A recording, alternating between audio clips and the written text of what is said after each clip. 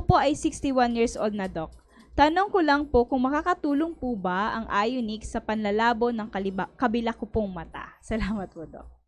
Depende po yan kung ano po yung sanhi. Kasi at your age, pwede kayong magkaroon ng katarata, glaucoma, maaari din yung macular degeneration. So, yung sagot ko po ay depende kung ano yung sanhi.